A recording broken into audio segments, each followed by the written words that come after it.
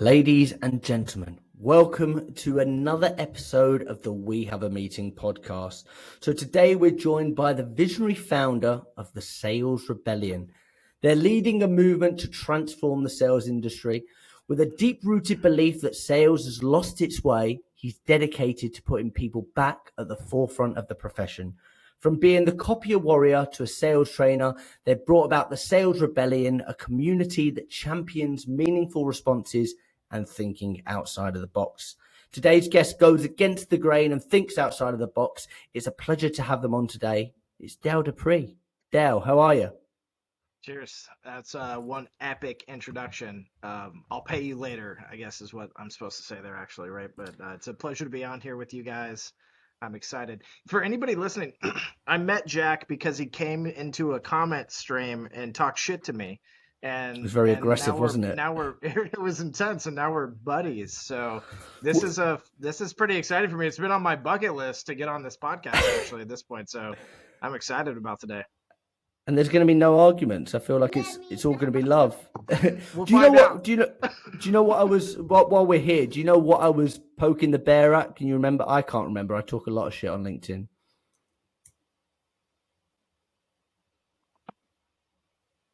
Sorry about that. It was specifically about relationships and sales.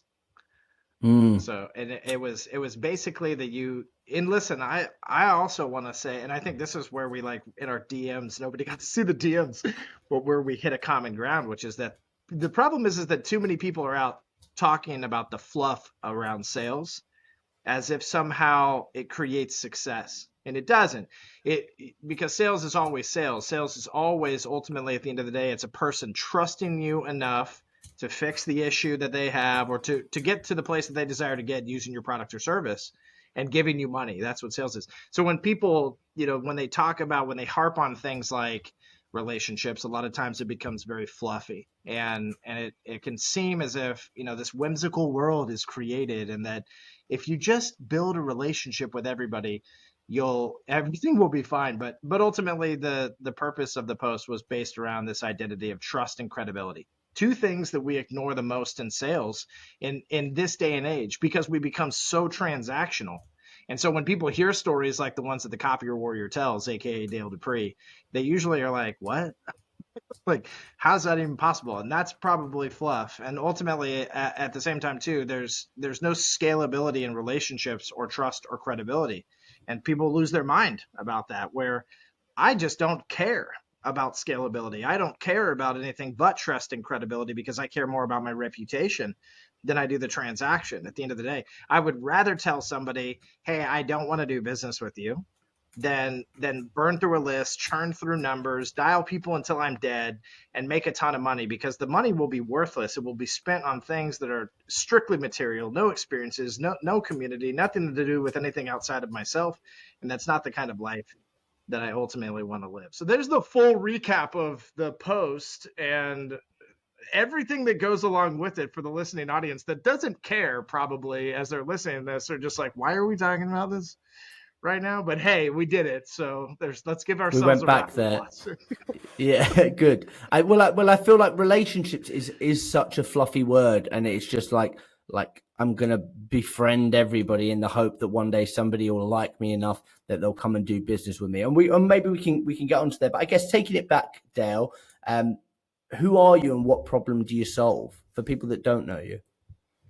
That's a great question. To really understand that, you have to understand my origins. In 1984, my father left the box store of copier sales.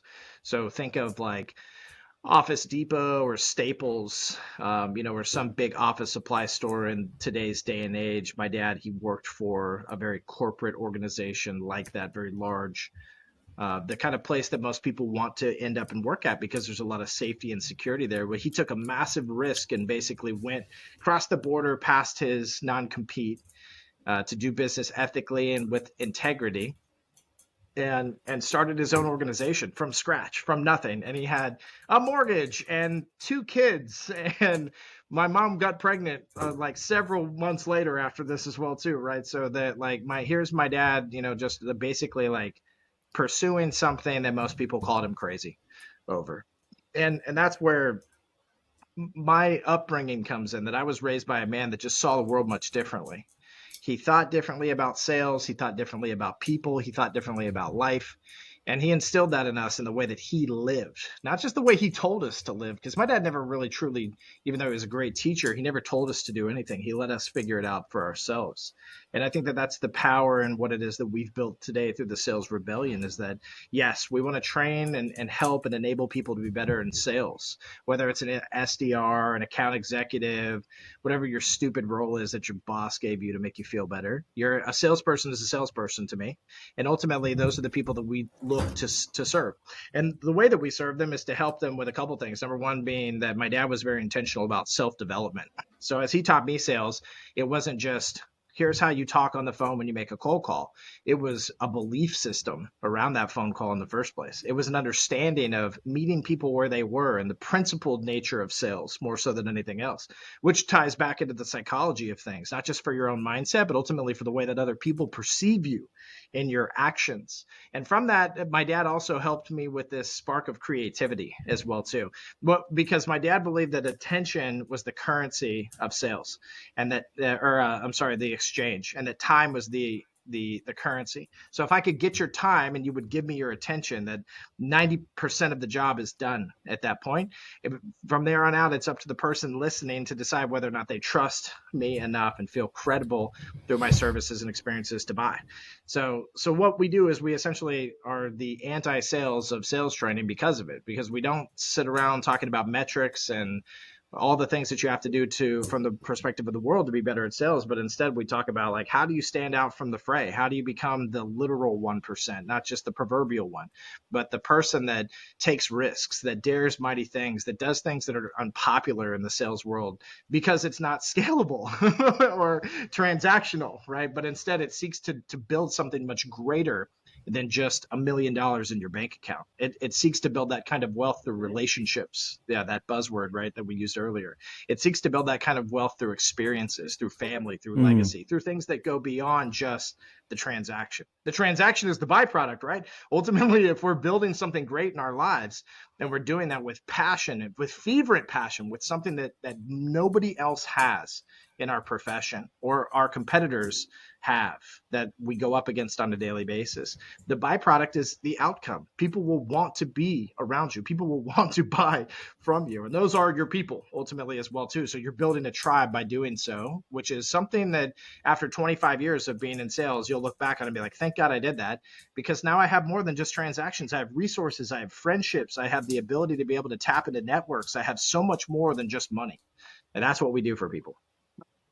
Okay, so it sounds like you're on quite a big mission. I guess, what are the boxes that you're trying to tick? When will the mission be complete?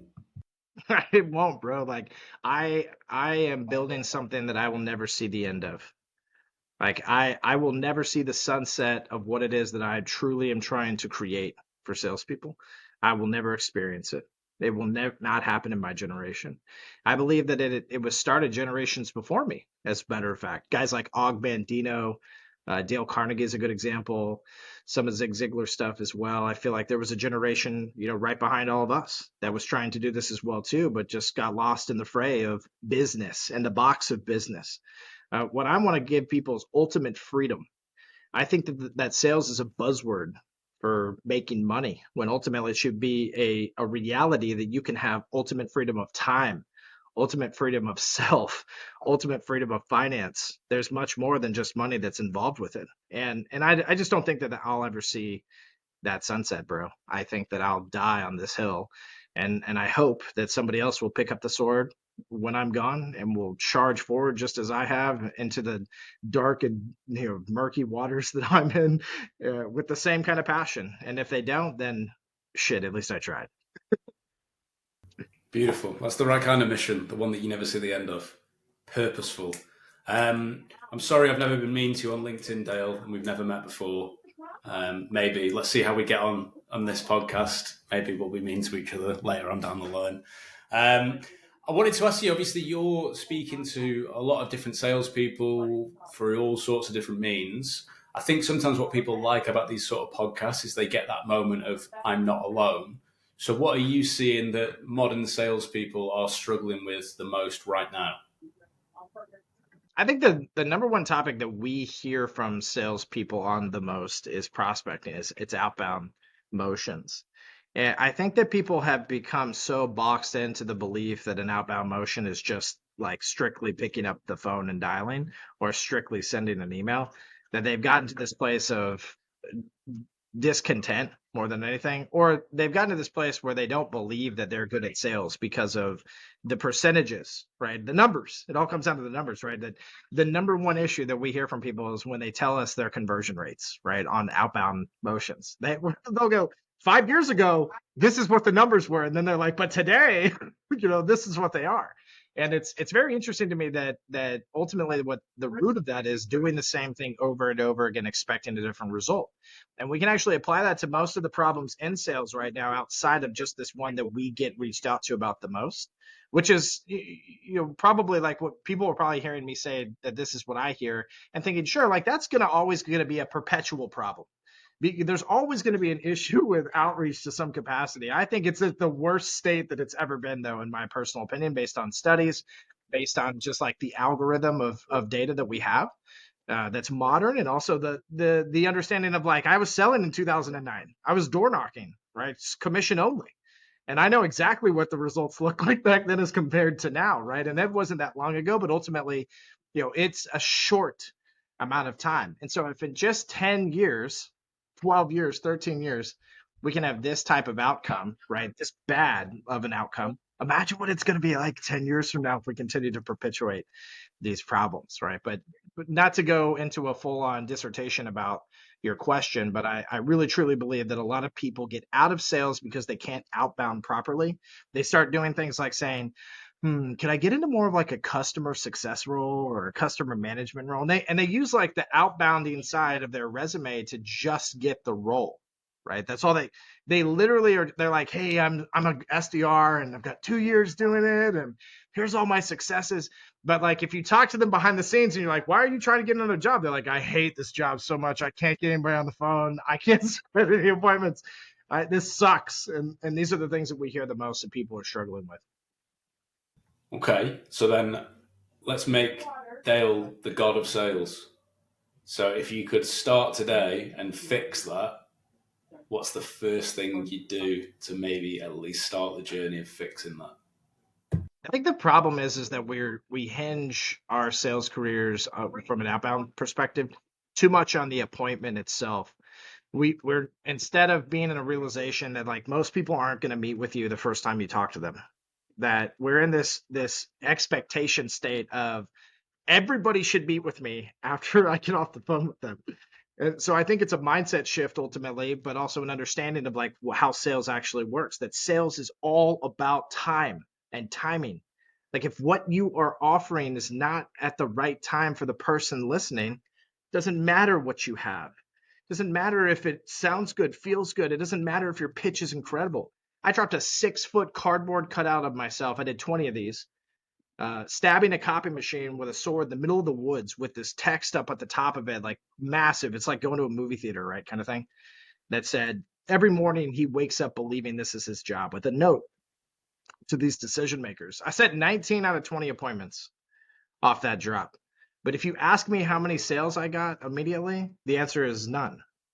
And the only reason that these people met with me was because I created this ultimate curiosity, this extreme curiosity. But the one person, there's always this question that people are like, what about the one guy that didn't set an appointment? It was the wrong time. He was never gonna meet with me. With the rest of them, there was 6 to 12 to 18 months of time left before they would need me. This guy had this 20th guy, he had just signed a contract. There was zero reason for him to speak with me. Yet I had this thing that I did that was so audacious and so intense and so over the top that, you would think that every single person would meet with you, right? But that's not the case. That's not how sales works. So I would change the expectation of sellers first and foremost, and I would start to help people to see and understand the belief around the impact that you can have on people just by building trust and credibility with them. I liked how Jack said earlier that relationships are a buzzword, because what are you going to be, buddies and have Friday night pizza with everybody? I had a guy one time that actually told me I don't need any more friends when I was prospecting him. And I said, well, I guess like my effort is on that level. Then yeah, and he said, absolutely it is. And I said, cool. So do you trust that effort? Because is it that you don't need new friends, or is it that you're afraid that if you let me in, that I'll fix the things that you have been continuing to put off for yourself? Is that what your real issue and worry is? Because really, relationships are about truth, they're about transparency, and they're about raw, honest, blunt communication. And that's what sales ultimately is and boils down to if we want to be super successful with it. So there's another are you okay with this? Strike on your question. Sorry for the 900 different things, but I get a little fired up on this things, obviously. So. It's good. It's good. I've got to ask while we're there, out of the 20, out of the 19, how many did you sell? I sold 6 within the first 12 months, and I sold 2 more within the next 12 months. And the last of them, I sold them all. But the last of them, I actually had my team work because I got promoted to VP of sales at that point.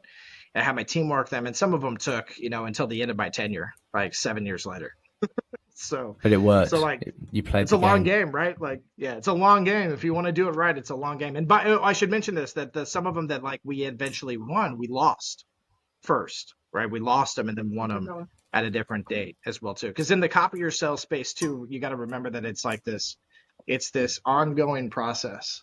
It's one after the other after the other after the other of letdown and upgrade is the thought process. So it's like I got a 3-year lease, come and see me every 3 years, and you lose it 3 times, right? That's 9 years. But like if you keep going back, you'll probably win it on that 12th year. And if your sales career is a long game focus, then that's currency for you and what it is that you're building. Good. Okay. Dale, you've built a brand that isn't, like, I would say it definitely isn't boring, and it definitely isn't corporate. And I was speaking to somebody about this very recently about the word fun in sales. And most people hear the word sales and think it is quite boring, it's pushy, or I need to be professional at all times. Why is it important to have fun with sales, and what can people be doing on a daily, weekly, yearly basis to bring that element of fun to their job? I think we take ourselves too seriously, and which like translates to life to an extent, that like we take life a little too seriously in some instances. It's a short ride on this earth, and if you're not having fun, then you're probably a miserable piece of shit, and that sucks. So the idea for me is it's more about happiness even than it is about fun. It like fun is just an element, right? Like people say all the time to us, they say, I'm not creative, so I need your help. Or they say things like, I'm not funny, I don't have like humor built into me, and so I need your help. But really, like, we all have the ability to do those things if we would just take ourselves less serious, if we would take life a little less serious as well too. And in most cases, when people say that, like the number one thing that we work on is their traditional roles and their traditional life. We don't go straight to sales. We say, all right, so tell me about a Saturday. And usually that same person says things like, I usually just kind of chill at the house and just like watch Netflix and kind of hang out and do my thing, right? These are the typical answers from the same people that are saying things like, I'm having a hard time having fun in my sales career. They don't know how to have fun at all, like in their life, and it translates. So really, to me, it is about a lifestyle of happiness just as much as it is about having fun in sales. I love the promo that you and my boy Louis Sanford did recently, where you broke that door in the middle of some lot in the middle of your country somewhere. I'm sure that a constable, is that what you guys call them? The police, the popo? I'm sure that somebody was like, what is happening out there? And maybe made a phone call. I mean, it was like ridiculous enough to scare some people, I'm sure. But to me, like viewing things like that and seeing true form of personality, right? The reputation of somebody being worn on their sleeve and through action, and the outcome that produces, to me, is something that's beautiful, because people become attracted to your fun, to your happiness, to the things that you're allowing them to perceive in your life, instead of just being this closed off, I sell SaaS, I sell it to HR directors, and it's this much money. Like, there's no fun in that at all whatsoever. So fun is the single most important thing, I think, in sales, because it produces happiness. Sorry, I was enjoying listening to you then. I was just thinking this guy needs to be on a stage somewhere educating the masses. Beautiful stuff. So I think you're the right person to ask this question to. You're probably going to give a lot of insight. So sometimes people will say to me and Jack, oh, I couldn't sell the way you guys do because what I do is so transactional. And maybe it's so transactional and actually they're sat down with only 20 accounts that that they can break into. They've been given these 20 accounts, they've got a transactional product or offering. Where do they start?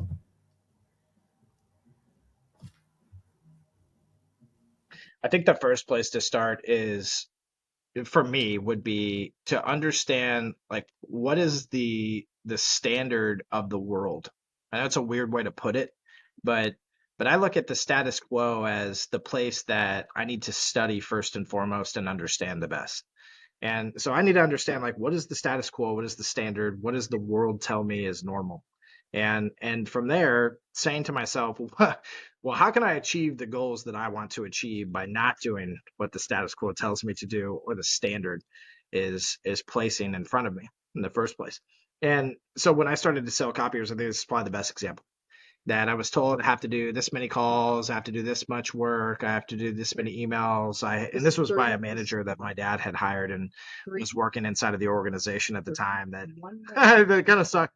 But it was cool. You know, my dad didn't want to be in the sales side. He needed to run the company as a CEO, so he gave this dude the mic, right? But I learned a lot from this guy, right? Because ultimately what I realized is that it really has nothing to do with all those things. The metrics can be important to us individually when it comes to what it is that ultimately, I should say, the goals that we desire to achieve, because without the work, we have no outcome, period.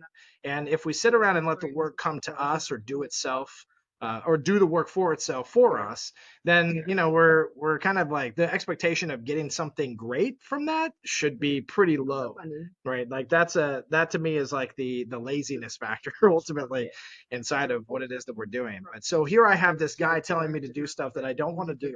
I'm doing it anyway, and I'm not getting a result like the one I want ultimately, that I desire to get out of it. I'm getting a result where like I'm hitting the standard quotas. But I'm over here saying like, I don't want to just make 80, 90, $100,000. I want to make $500,000. I want to make $1 million. Like I don't want to be held to a standard or have a ceiling over my head. I need glass. I need to break through it. So I started to sit back and study. Well, what's everybody doing? Well, 9 out of 10 copier salesmen all do it the same. They walk in with a site seller. They have a black suit on. They've got a white tie. They've got the slick back hair, whatever the case, right? They're literal stereotypes of salespeople. And I started to say, well, what if I just started there? If I just like took this standard and said, how do I make this feel less boring, transactional, and just petty, even like as if I'm just trying to go and make money.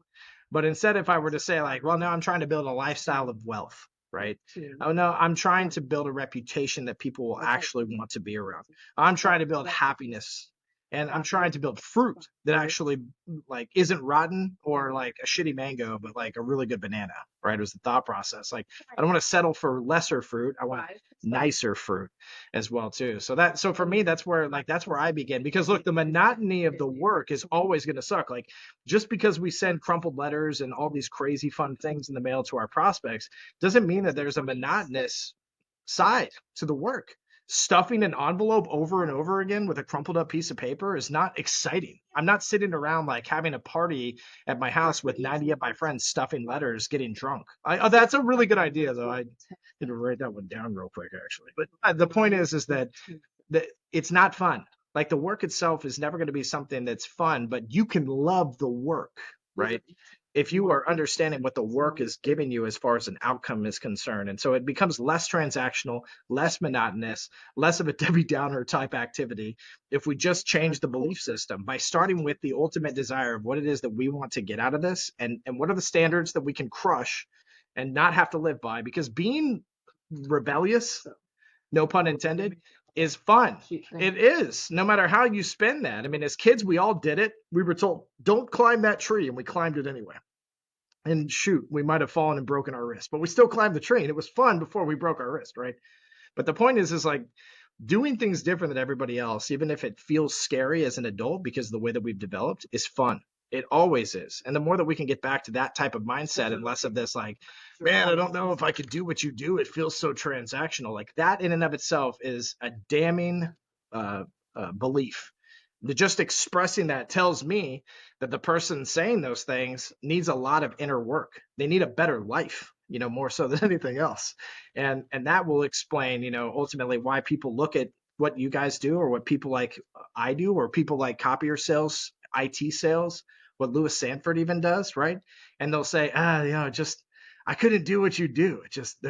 It seems so monotonous, it seems like so transactional, right? Like no one understands until they actually get into this headspace and are living it on a daily basis. And usually those types of statements, to wrap that up, are the ones that make me go, well, this is why I exist, because I don't believe this. Like I believe that Jack and Zach do something absolutely stupendous for the sales community.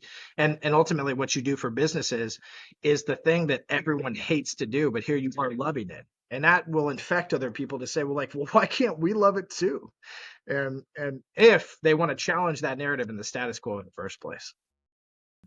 Beautiful. And then in your own life, when you started to have more of that rebellious outlook and try things that no one else was trying, how long until you saw a result that made you think, okay, there's something in this? It's funny. I got a result on the first try, and I think it was the best learning lesson for me, actually, because it also was the hardest thing for me to do, because I kept saying to myself, so here, just to understand my background, I toured in a band. I played heavy metal.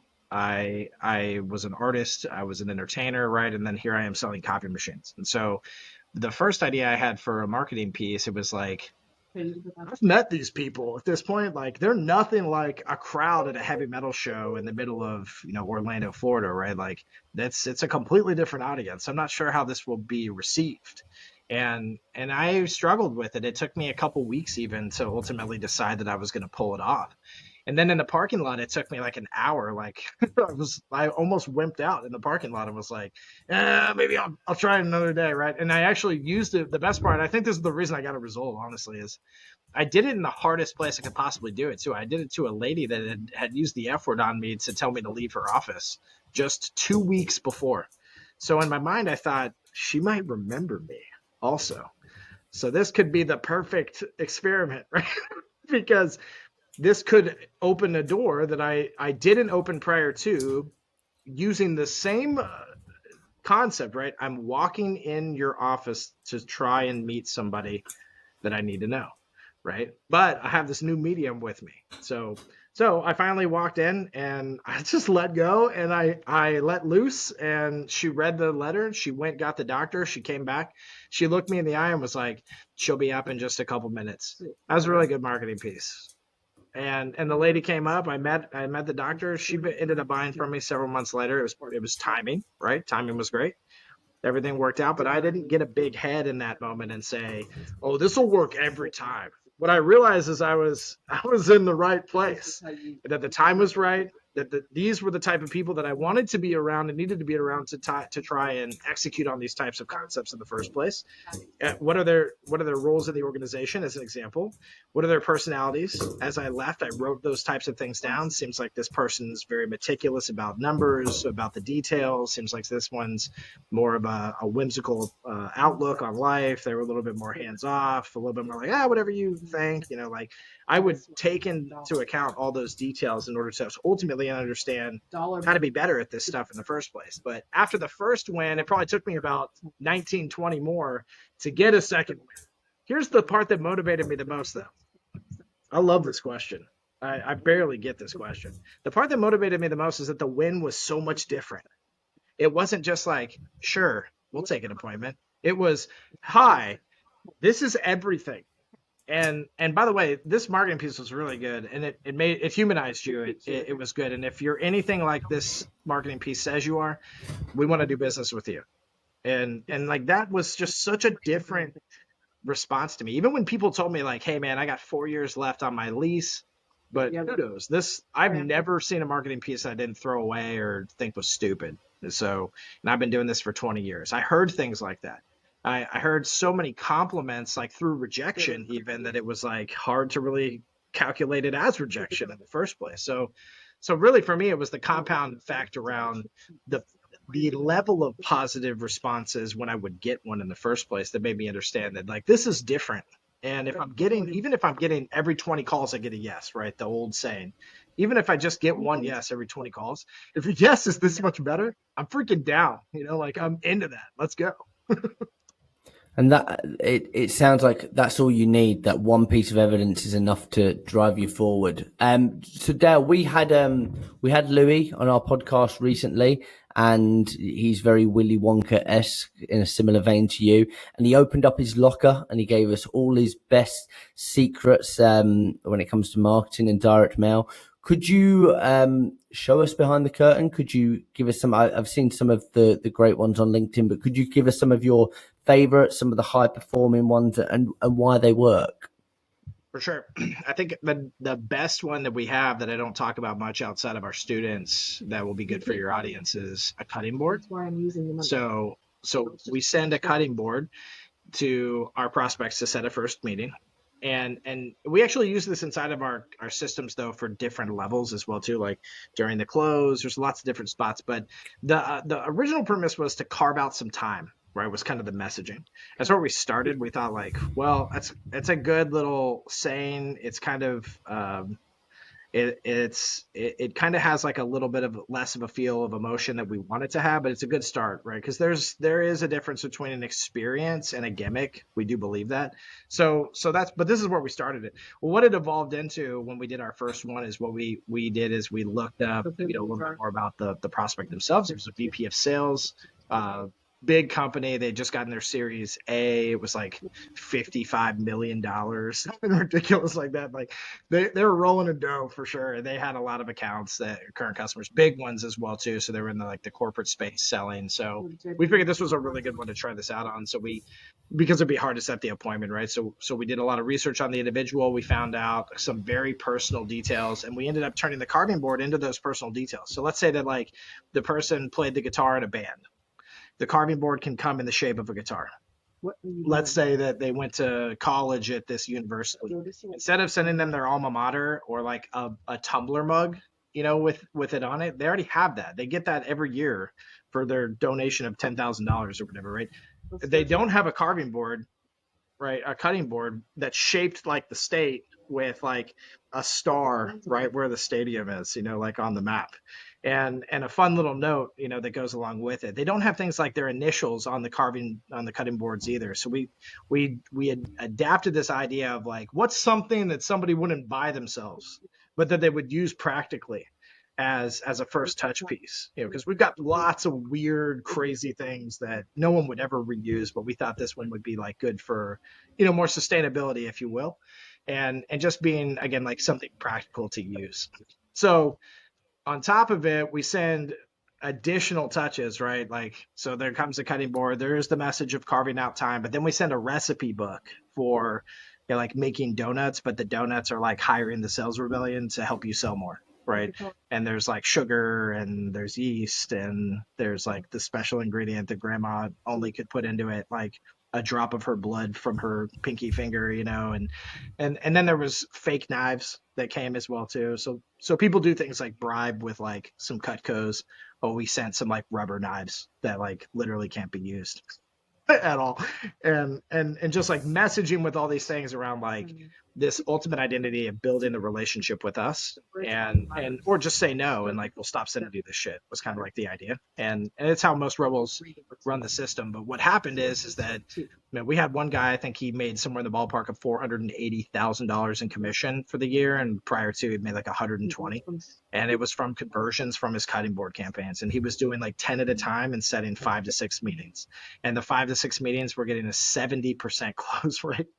And so it became like wildfire for this dude inside of this organization, and so we've seen it pick up in different areas in that case. That's one of like the more practical things that we do. But some people have probably seen the sushi box. I post that every once in a while. I post a video of it.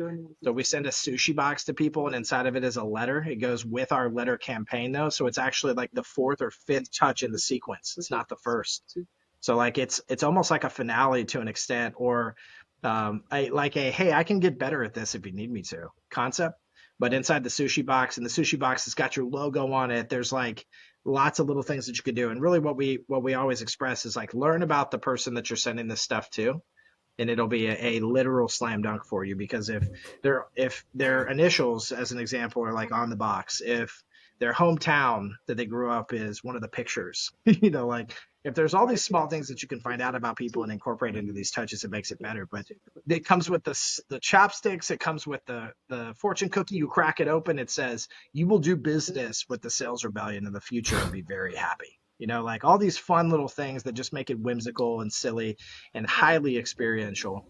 And essentially says like, hey, I'm not into the as the CTA, as most people like to call it. I'm not into bribing people, but I would love to grab lunch with you. And if you like sushi, even better, right? But if not, you can get the noodles when we go out. So there's always like a little bit of a tie-in to what it is ultimately you want to achieve with this person. So, which takes it away from that identity of being a gimmick and gives it purpose and meaning for the individual that's receiving it. These slap like 5 out of 10 times, right? Is usually what I tell people. Like they're not silver bullets. They don't work every time. You'll still get people telling you things like, take me off your effing list. Like, it's not like suddenly everything changes. You're still going to get a lot of the stereotypes. But the amount of positivity that comes from the 5 that do say yes to some capacity, because remember, no is a yes. When it's given in the right way, it's a great response. So if I can get someone to tell me no because I have a great relationship and my brother-in-law works there, I know exactly how to stay in touch with this person for the next 10 years, right? Which is like every Thanksgiving to write a note to them and say, hey, just making sure you're not fighting with your brother-in-law this year and that you need my help. And again, like if I can get the right kind of no from people to understand the environment, then I can change the game. And that's really what the creative outreach is about. It's about understanding the environment better, getting more information from the people as they respond, whether it's positive or negative, so that it helps you to understand where you'll waste your time and other people's time as well, and where your time will be well served and more fruitful by sticking around. Great, Dale. It's very rare that we speak to people that are so passionate about sales. So thank you for taking the time. I guess if people want to check you out, check out the Sales Rebellion, get in touch, pick your brains, where can they find you? How can they do it? The best place is LinkedIn, linkedin.com/IN/copy warrior. But they can go to the salesrebellion.com, message us there, fill out a type form, come join our free community. We've got lots of resources. And if they just want to like laugh and hang out on social, I'm on Instagram, TikTok, with all the cool kids. So come find me. Dale Dupree into Google and come find me. There you go. Dale, thank you so much for joining us, and I'm glad that we didn't kick off at each other this time. There was no fights, just love. Cheers, thank boys. you, Dale. Appreciate you guys. Thanks, Dale. Thank you.